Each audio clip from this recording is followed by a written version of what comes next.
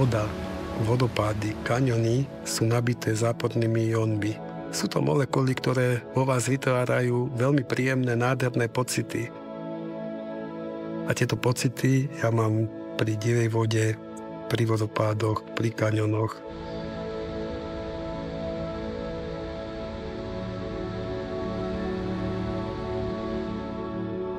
Veľmi rád mám kaňoning, veľmi rád idem do miest, ktoré sú ukryté pred zrakom ľudí. Ja si pamätám, keď som zlanil prvýkrát vodopád Trou de Fer na ostrove Réunion, že som výskal od radosti, od šťastia, že som bol tak nabitý pozitívnou energiou, ktorá mi vydržala ešte niekoľko týždňov.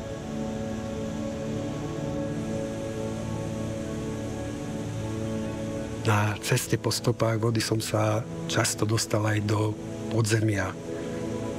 Voda vytvára úžasný svet práve pod našimi nohami.